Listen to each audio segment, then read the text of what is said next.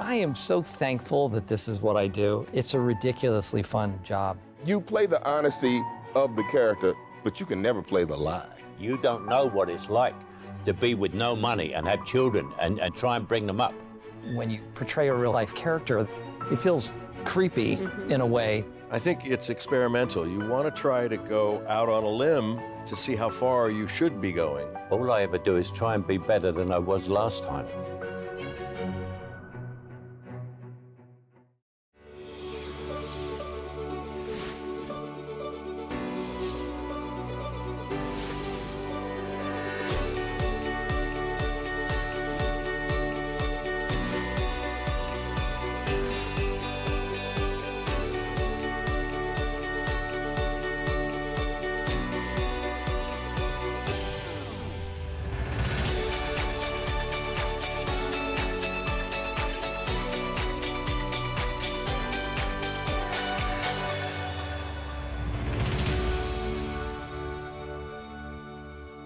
Michael, I'd like to start with a question for you. In the movie Youth, you play opposite Harvey Keitel, and you're supposed to have been longtime friends. And I'm curious, when you come on a film, how do you quickly establish a rapport? Well, with us two, it happened accidentally. We didn't know we were going to have a rapport immediately.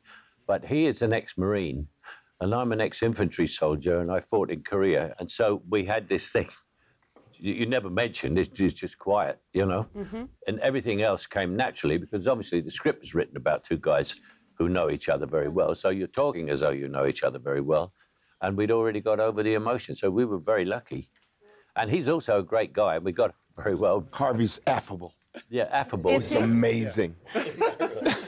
Brian, one thing I think some of these movies share is that they have a really specific tone.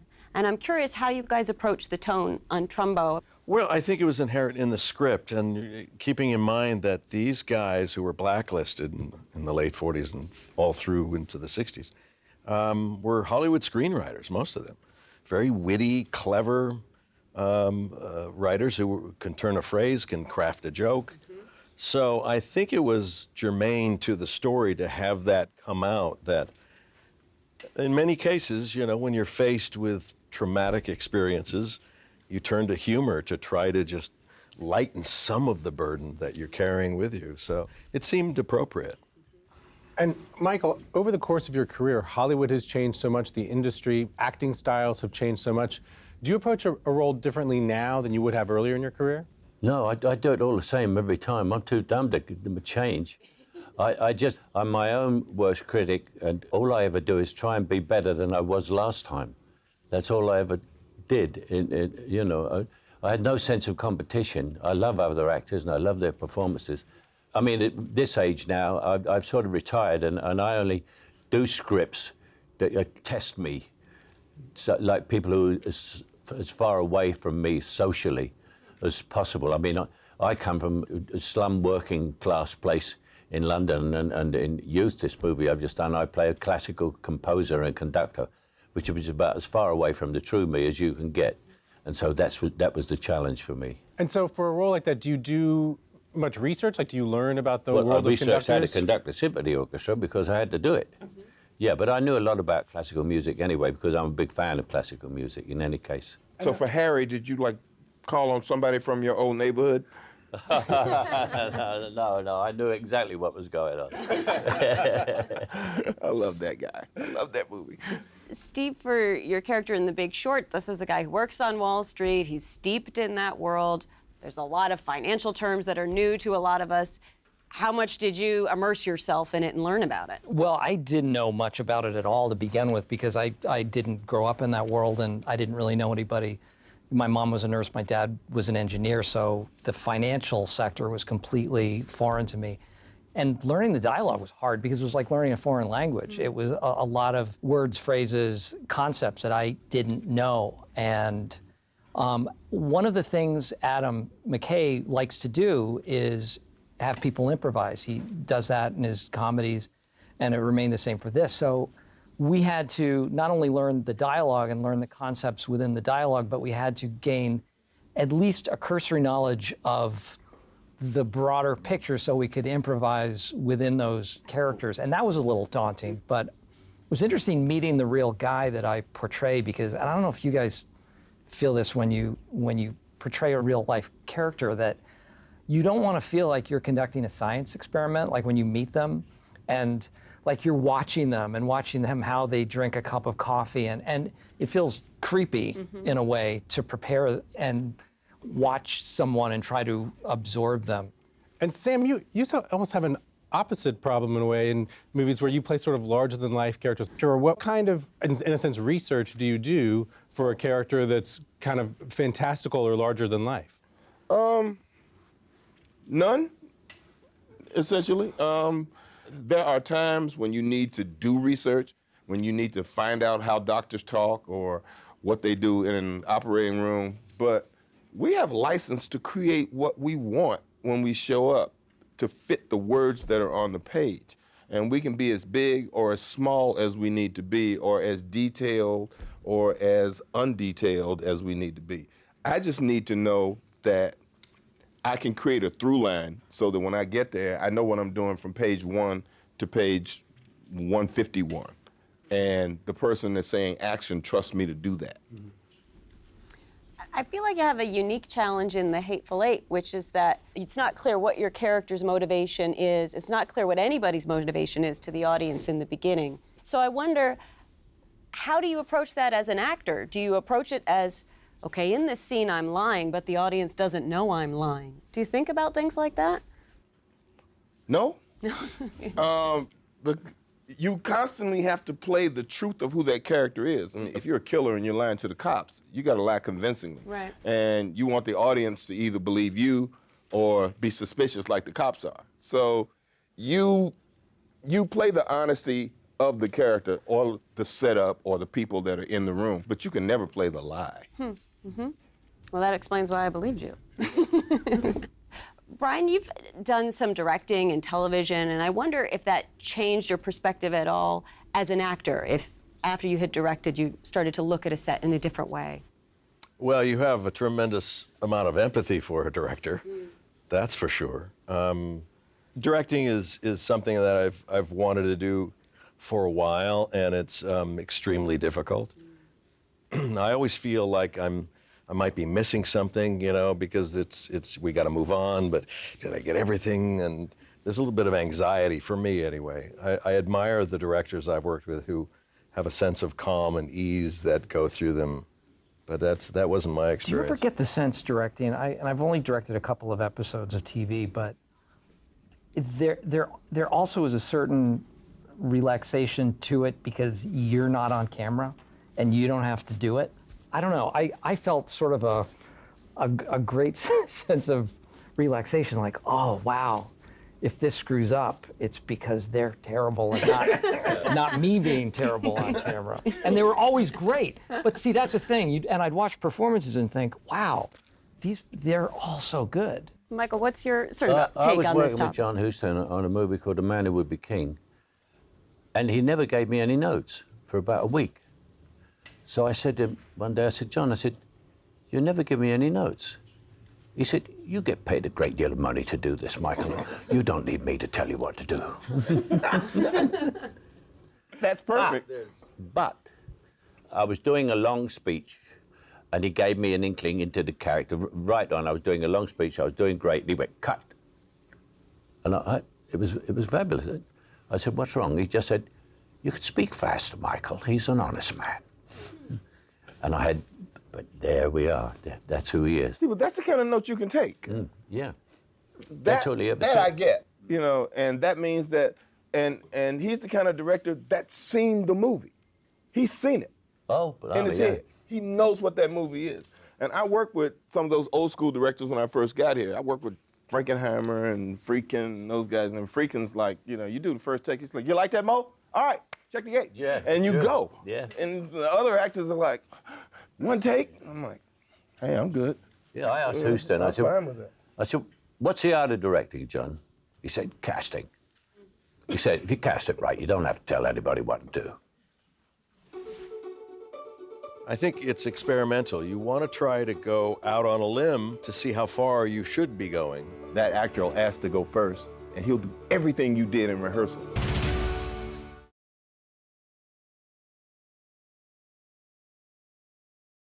Well, I mean, that brings up an interesting question. I mean, Brian, if you're on stage, you do have that audience feedback. When you're shooting on a set, do you like to look at the monitor? Do you like to look at dailies? How do you know really how it's going? You feel it.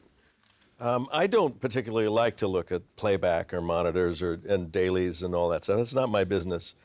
I feel it. I think we get a sense of it, and I don't hesitate if I want another take because something didn't quite go where I thought it could, and maybe where it went was the good way. But I think it's experimental. You want to try to go out on a limb to see how far you should be going, and then anywhere, earlier than that. So it's never one thing. I think working with actors who are so rigid that they would deliver the line the same way, whether or not the person they were with was on fire, I like to work with actors who, are fun to be with. It's funny to hear me say that because after a number of years, I appreciate that. I appreciate that we bring energy to the set, we have fun, we get the work done, we go home. Mm-hmm. Yeah. That we put the drama in the scene and not around the scene and just have a good time, but also experiment. And every actor works differently. There's no two that are really alike, even if you they like to study. be on camera first or off camera first? It depends on the scene, the complexity of the scene. If my character has a bunch of dialogue, I usually like to go early on as opposed to later. Because you just get physically tired if you're going around and shooting all day for one scene, right? So that's my preference. Do you have a preference for that, Sam? No, I don't have a preference for being first or second, but sometimes it's interesting to do the other side first, just because that other actor, you've watched him work enough and you know that other actor wants to do like 18 different things. On first take, he wants to do one thing, and on the next take, he wants to do something else, and the next take, he wants to do something else. And you're on the other side doing your dialogue and kind of watching, so that by the time it's time for you to do your side, you have to ask them, so out of all those things you did, which one of those things should I react to? Because if you do yours first, then they're kind of there. I work with actors who do the strangest thing, that when you rehearse the scene before they actually shoot it, that actor will ask to go first, and he'll do everything you did in rehearsal. He'll take all the things you did. He'll drink out of a cup. He'll eat something. He'll do all those things, and you're like, really? You're really gonna steal everything? You're really gonna steal everything I did? No problem. So it becomes one of those things, but it doesn't matter to me because I'm always ready and I know what I'm gonna do. And I may change something minutely here or there, but not greatly. I'm not gonna just go greatly out of the way of what happened during rehearsal, because like I said, there's a plan. How do you guys deal with a director who wants to do 4 dozen takes of a? I mean, when it's like take 45, take 50. I get up to about 5 and I give the director a look and he goes, I don't think I'll do 6. I remember talking to Tom Cruise and he worked with, what's the name, the American director in England. Stanley Kubrick. Stanley Kubrick. He worked with Stanley and he told me he did 125 takes on one thing. And I said, I just couldn't do it. I just strangled him. I'd be curious to know which take he chose. Yeah, that's what you say. Which take? Yeah. He said, well, I chose the first one because you got tired later, Right. My way of doing it is I try and rehearse which way I could get home earliest. My entire day is based on getting home early. And so like that, you become a very efficient worker. I don't want 3 takes because that's going to make it later getting home. Right. Yeah. It's great when you know your director has 7 p.m. dinner reservations. I mean, that actually brings up an interesting question, which people ask actresses a lot and they don't ask actors, which is about work-life balance. I mean, you guys are asked to fly all over the world, work 14-hour days. I mean, Steve, how do you juggle that? What a terrible life we have. I know. Oh, Right? And he doesn't like his family, so it makes it a little easier. I am so thankful that this is what I do. It's a ridiculously fun job, but I actually started turning down things that were out of town. I mean, that's, especially now because my kids are young and I didn't want to miss their childhood. Every single moment, every single concert, every single pageant, I wanted to be there. I'll be the geeky dad with the video camera. If you were homeschooling them like a good parent, you wouldn't have to worry about concerts, games, all that crap. I know. You know, none of that. Team sports. I think it's deadly to stand in judgment of your own character. I play despicable people all the time, but they all have a sense of humor. I didn't dare ask him. I thought he'd kill me.